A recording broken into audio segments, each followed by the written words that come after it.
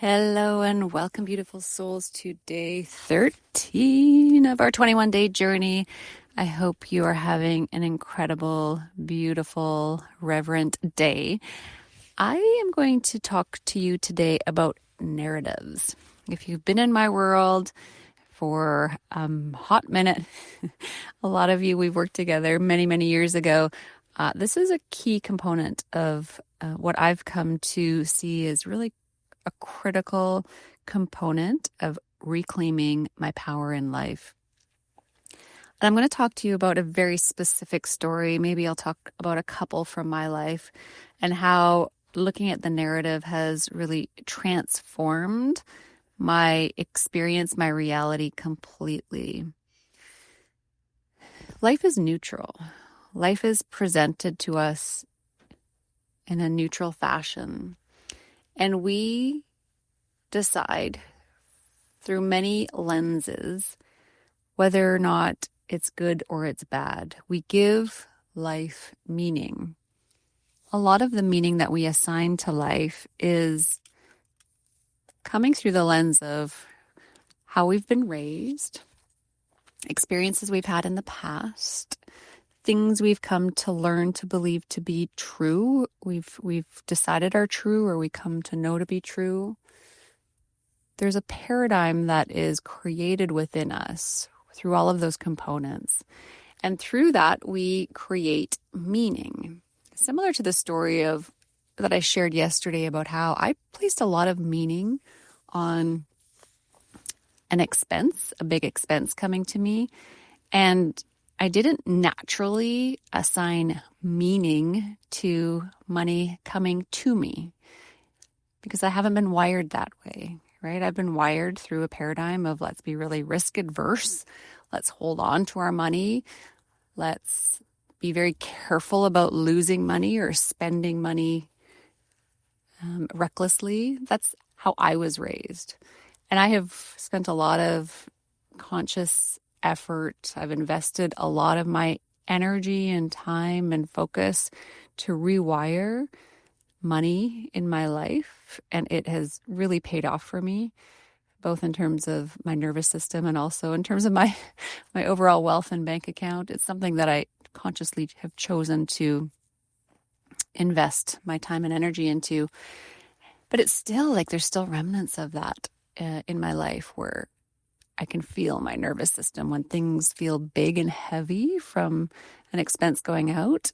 But when money comes in, I don't have a lot of meaning there because I wasn't raised to make that mean anything. So I now consciously choose to acknowledge it and to place meaning into it. So life is neutral. It presents to us in a neutral fashion, and then we decide what meaning we're going to give to it. And this, again, is where the observer is really key because it requires the ability to observe in order to choose the meaning you're going to assign to anything.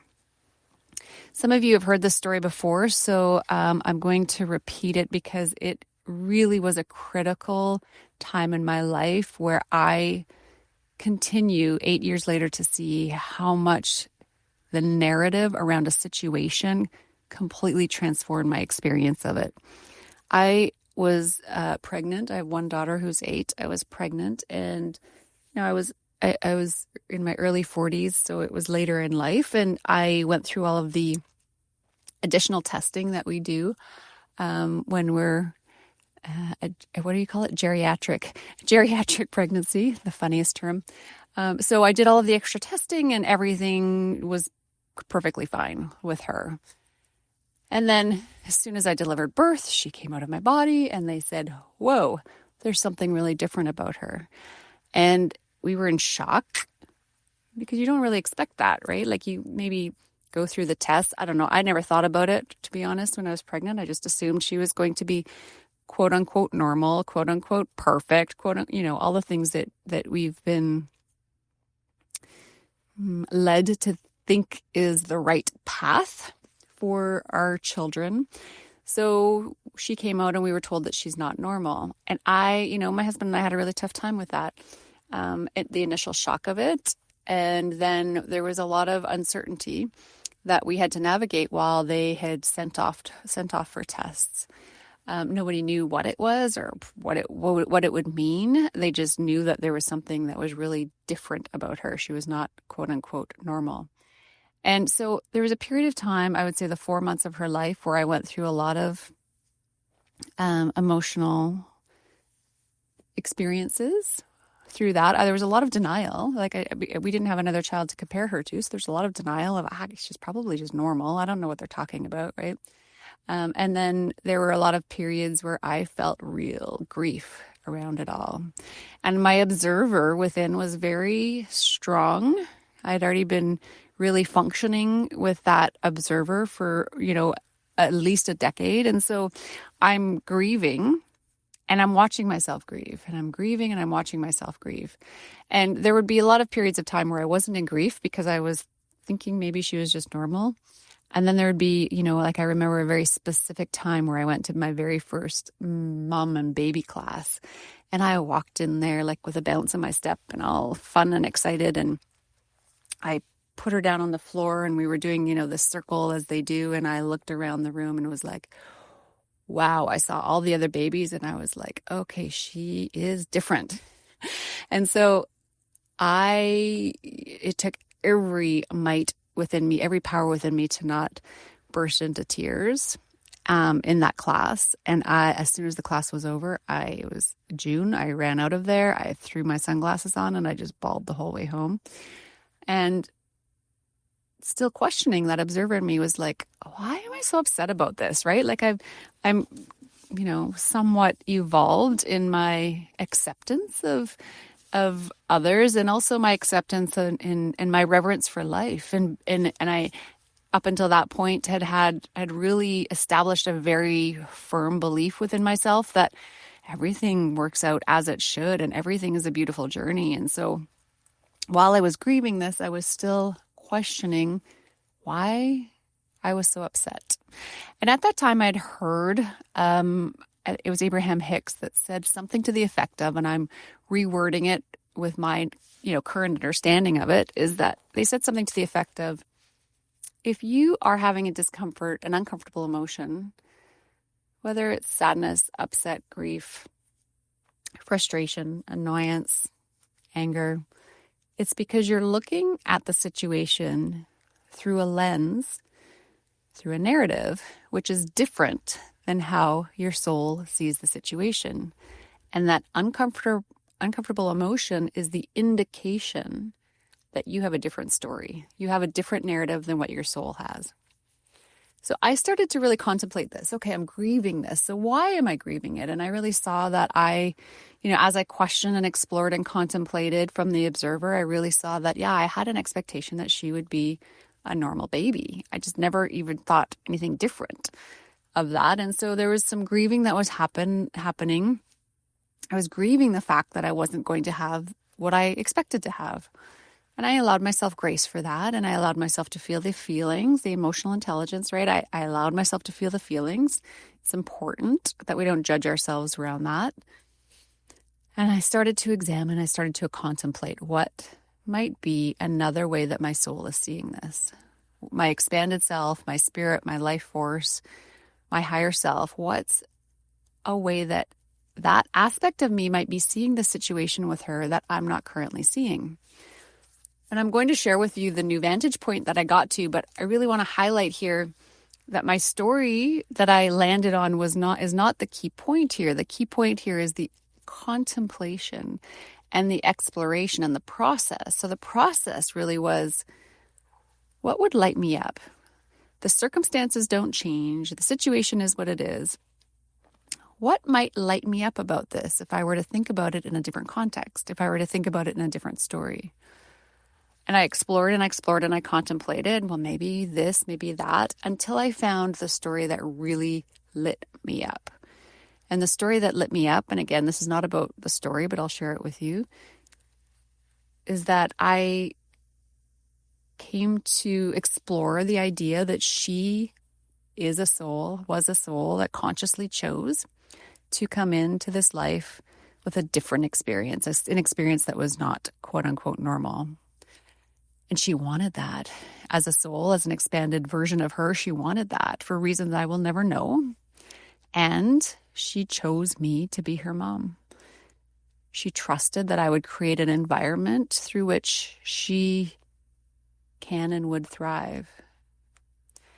And when I thought about her situation from that vantage point, the circumstances never changed. But it lit me up. It lit me up to think about her as this soul choosing this and choosing me. So when I feel lit up about the story and I live now my relationship, my life with her through that narrative instead of the other one, which is that there's something wrong. I didn't have the child I thought I would have. It completely transforms not only my state of being and my emotional state, like now I'm lit up and excited about the life we're going to have together. It also completely changed the trajectory of how well things would play out between us, for me, for her. She was diagnosed with a genetic disorder shortly after that switch in narrative. And so, and she's mild and she's beautiful and wonderful. And so I've had now 8 years of this journey through this new narrative that I landed on that still today lights me up. And I have lived my life with her, my partnership with her, and all the things that we've navigated through this new lens of really seeing her as this spirit, this expanded life force that chose to live something different. How brave of her, how incredible of her, and that she chose me to be her mom through it.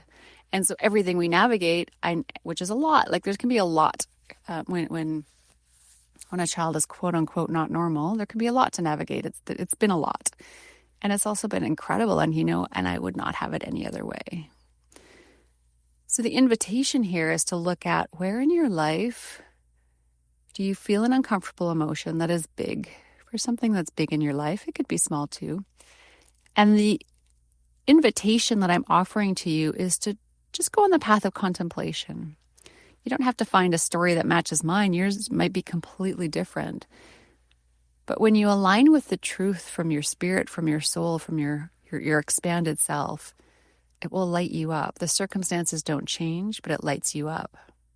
I've done the same with money over time. So I remember a few years ago having a big tax bill, and it completely knocked me out of my nervous system. I was just like completely knocked out. I was dysregulated. I was like, all the stories were playing out about the wrongness of it.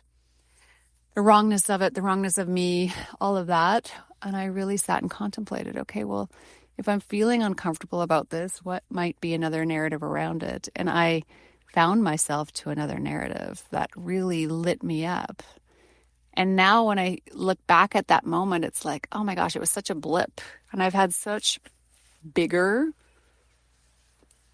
financial impacts that don't take me out now. And like the example of this 21 days, I had at the beginning of the 21 days that I had this, 5-figure impact. It was much bigger than that tax bill. And it didn't take me out. And, within 10 days, the money came to me in another way. So inviting you to really look through the lens of your narratives, consider that perspective that if something feels uncomfortable, there might be other reasons for it, but it may be because your expanded self sees it in a different way. And how can you explore, contemplate different narratives until you find one that might light you up, that gives you a different vantage point, a different perspective? It's a contemplation. It's not about getting to a very specific story. It's about what lights you up. I'll invite you to just take a deep breath.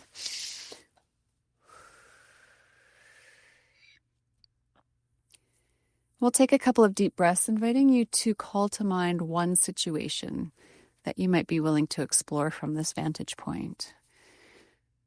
Inviting you to breathe in through your nose, as deep as you can, suspending at the top, and exhaling through that straw-shaped mouth, that circled lips, until every last bit of air exits your lungs. In through your nose.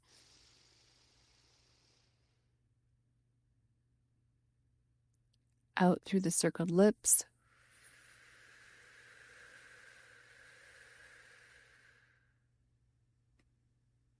One more time.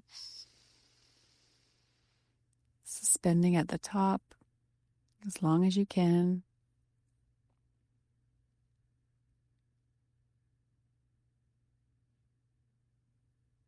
And exiting the air through your lips.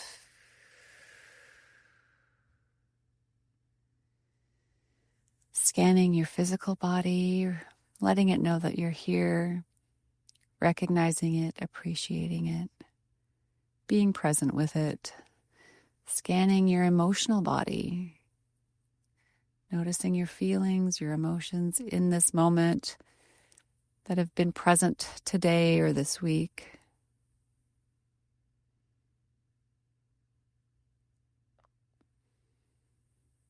Your mental body, what thoughts have been running, what thoughts have been prevalent for you today, in this moment, for the past few days, this week.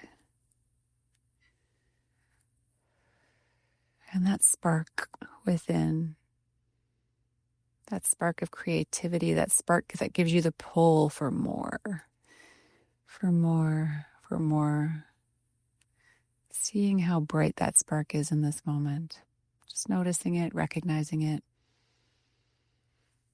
Calling to mind the situation that you're willing to explore that has been causing you some discomfort. And in this moment, just going on an explorative journey, how else might you be able to look at this situation? What's another narrative? What's another story?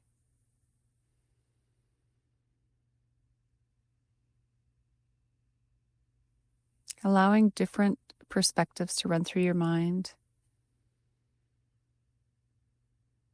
Noticing how they feel in your body. Do you get a no? Do you get a yes? Do you get a heaviness? Do you get a lightness? What are some other ways that you can consider looking at this situation?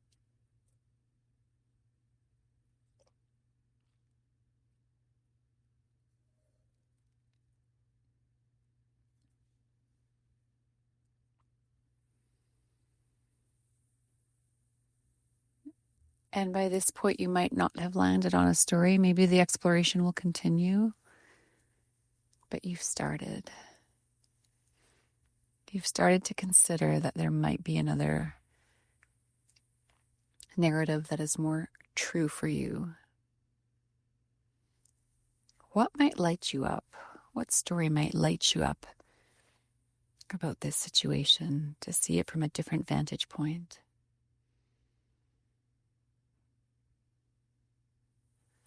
And inviting you just to hold the contemplation while we come to a close of this audio.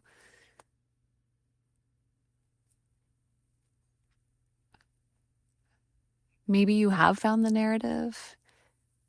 It's likely that the contemplation is just beginning. So if your eyes have been closed, you can open them up while holding on to this contemplation. Looking around your room, feeling your body, walking out into your day, continuing to contemplate, just putting the question out there. What might be another way of looking at this? What might be another way of seeing this? What might be another narrative that can light me up?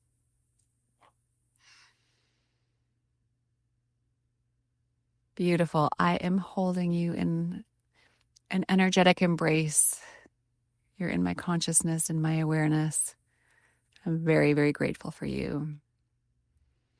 Thank you, and until tomorrow.